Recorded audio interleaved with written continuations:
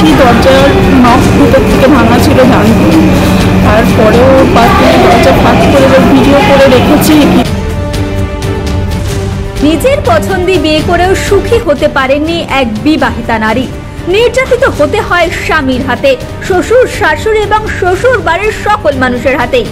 মেয়েদের কি এটাই প্রাপ্য? বিয়ে করে শ্বশুর বাড়ি যায় মেয়েরা সুখী হওয়ার জন্য, কিন্তু এই মেয়ের কপালে নেমে এলো করুণ যন্ত্রণা। আর সেই মানসিক যন্ত্রণা থেকে রেহাই পেতেই বাধ্য হয়ে বেছে নিলেন আত্মহত্যার পথ। হ্যাঁ, এমনই ঘটনা ঘটে গেল চাকদা শহরে। মৌসুমী মণ্ডল, বাড়ি চাকদাহ রাজবাগানে। শ্বশুর বাড়ির সকলের কাছে অত্যাচারিত হয়ে শিশু সন্তান নিয়ে বাড়ি থেকে বেরিয়ে আসেন। তারপর থেকেই শুরু হয়ে যায় গালিগালাজ, নোংরা কথাবার্তা, অপমান। নিজ স্বামী স্ত্রীর নোংরা ভিডিও করে অস্বীকার করে এমন কথাও শোনা যায় মৌসুমী থেকে। মানসিকভাবে অত্যন্ত ক্লান্ত মৌসুমী, তাই বাধ্য হয়ে কোনো পথ খুঁজে না পেয়ে সুইসাইড অ্যাটেম্প্ট করে। দেখুন বিস্তারিত ঘটনা নতুন বাংলার পর্দায়। 3 ভাগ জল 1 ভাগ স্থল, তাই পানীয় জলের অভাব নেই। কিন্তু বিশুদ্ধ পানীয় জল একটাই, বৃষ্টি অ্যাকোয়া। প্রতি ফোঁটায় আনে তৃপ্তি, মেটায় তেষ্টা। বৃষ্টি অ্যাকোয়া, বিশুদ্ধ পানীয় জল। আমার যখন বিয়ে হয় তখন মানে আমার শ্বশুর বাড়ি থেকে মেনে নেই, বাপের বাড়ি থেকে মেনে নেই। আমরা দুজন নিজে থেকেই বিয়ে করেছিলাম। মেনে নেওয়ার পরে পাড়ার লোকজন সবাই মিলে জোর করে দেখে শুনে নিজেরা বিয়ে দিয়েছিল। বিয়ে দিয়ে শ্বশুর বাড়িতেই ছিলাম। তারপরে তো শাশুড়ি মানে স্বামী কাজে চলে যেত, শ্বশুর শাশুড়ি দেওর সবাই থাকতো। মানে সারাক্ষণ মানসিকভাবে নির্যাতন করতো, মোবাইলটা ফোন কেটে কেটে কথা, বাজে কথা এগুলো বলতো। এইভাবে চলছিল। তা 1-1.5 বছরের মাথায় আমি একটা চাকরি ব্যাংকের চাকরি পাই, যেটা আমার হাজব্যান্ডের হওয়ার কথা ছিল, সেটা ওর বিভিন্ন কারণে হয়নি, সেটা আমার হয়েছে।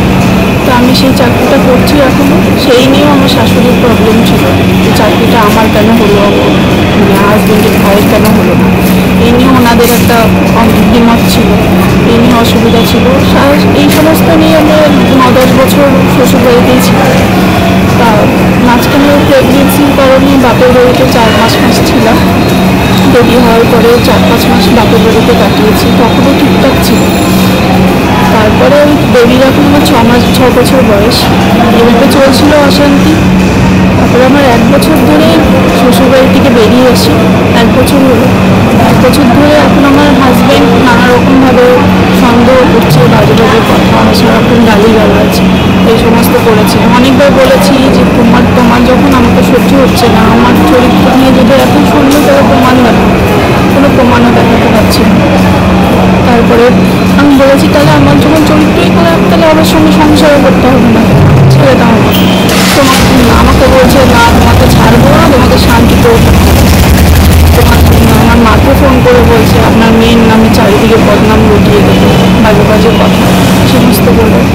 আমার বাপের বাড়ি এসে চেঁচিয়ে বাজে বাজে কথা বলে তাদেরকে অপমান করা, শ্বশুর বাড়ির এলাকায় সবাইকে অপমান করা। এমনকি আমার অফিস কলিগস যারা আছে চেনাশোনা, আমার পুরো জোনাল অফিস চারিদিকে আমার নামে মিথ্যে উৎসাহ উঠিয়েছে, তার জন্য তারা আমাকে ফোন করে করে বাজে বাজে কথা বলছে।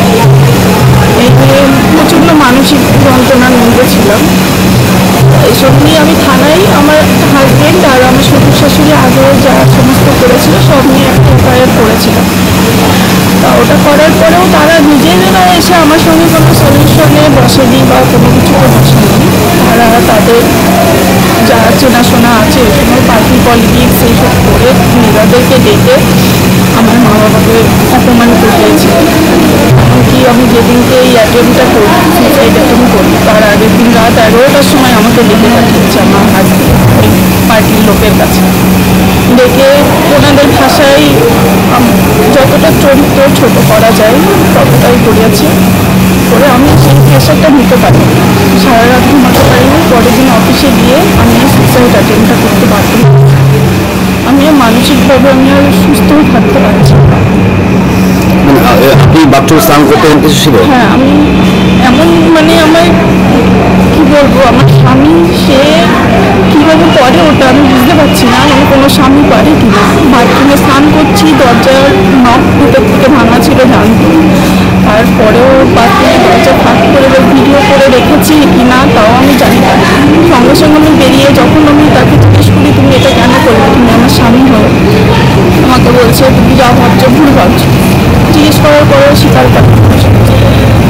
তারপরে আমি যেদিন থানায় এফআইআর করি বাড়িতে ফিরতে দেরি হয়ে গেছে, সেদিনটা আমার আন্ডারওয়্যার চেক করছে, আমি নোংরামি করে এসেছি। আমি এরকমভাবে আমি আর মানে এত ছোটো ভাবছি আমাকে, আমি আর এত কিছু নিতে পারছি না, যার জন্য আমি এই স্টেপটা নিতে বাধ্য হয়েছি। থানায় কমপ্লেন করেছে? থানায় আমি কমপ্লেন করে রেখেছিলাম, থানা থেকে গিয়েও ছিল স্যার। তারপরে এই অবস্থা, আমি নিতে পারছি না এই মানসিক যন্ত্রণা। আপনার নাম কি? মৌসুমী মণ্ডল। মৌসুমী মণ্ডল। বাড়ি? বাড়ি শ্বশুর বাড়ি রাজবাগান চাকদা, আর বাপের বাড়ি হচ্ছে পালপাড়া। আপনার পার্টি অফিস থেকে কি প্রস্তাব দেওয়া হয়েছিল? প্রস্তাব নয়, এবার তাদেরকে যেভাবে বুঝিয়েছে আর আমার হাজবেন্ডের বাড়ির লোক, তারা সেই মতো চলছে কিনা তাদের ভেতরেও কথা জানি না, কিন্তু আমার তাদের কথাবার্তা আমার খুব খারাপ লেগেছে। এবার আমি এই মুহূর্তে এমন একটা মানুষের সঙ্গে সংসার করতেও চাই না যে মানুষটা আমাকে মানসিকভাবে যন্ত্রণা দিচ্ছে। আর একটা মেয়ের কাছে তার সম্মানটা সব থেকে প্রিয়, সেই সম্মানটা যখন রাখতে পারছি না, আমি আর পারছি না তার সঙ্গে থাকতে। আমি এইভাবেও বলেছিলাম, আমার সবাইকেই বলেছি, কিন্তু কেউ পারছে না। একটা বাচ্চা আছে? বাচ্চা আছে, 6 বছরের বাচ্চা আছে। ছেলে। এখন কি চাইছেন? এখন আমি ডিভোর্স চাইছি, আমি আর চাইছি না ওর সঙ্গে থাকতে। নদিয়ার সবথেকে বড় English medium school JRS public school প্রায় 35 বিঘা জমির ওপর গড়ে উঠেছে বিশাল ক্যাম্পাস। নার্সারি থেকে শুরু করে উচ্চ মাধ্যমিক, ITI college, law college, BEd college, ভর্তি চলছে জেআরএস পাবলিক। ব্যালকনি বা সিঁড়ির রেলিং, মডিউলার কিচেন বা ড্রয়িং রুম, এক কথায় আপনার স্বপ্নের বাড়িকে করে তুলুন আরো সুন্দর। Chakdah ply centre, gorgeous look বা কোয়ালিটি সবে 3 number 1 Chakdah ply centre. Chakdah ply centre, KBM Chakdah Nadia. আপনি কোথায় ইনভেস্ট করবেন, কেন করবেন, বুঝতে পারছেন না তো? সঠিক গাইডলাইন পেতে আজই আসুন নদিয়ার চাকদাতে নিবেদিতা প্রাইভেট লিমিটেডে। Nivedita private limited, marketing and distribution service. ঠিকানা কেসি দত্ত রোড, উত্তর Ghoshpara, Chakdah, Nadia. Chakdah aluminium centre, ply, কাঁচ, laminates, kitchen fittings, door lock, window ও অ্যালুমিনিয়ামের খুচরো ও পাইকারি বিক্রেতা। Chakdah aluminium centre, Purbalalpur 50 number রেলগেটের পাশে, চাকদা, নদিয়া। হোমওয়ার্কটা করেছো?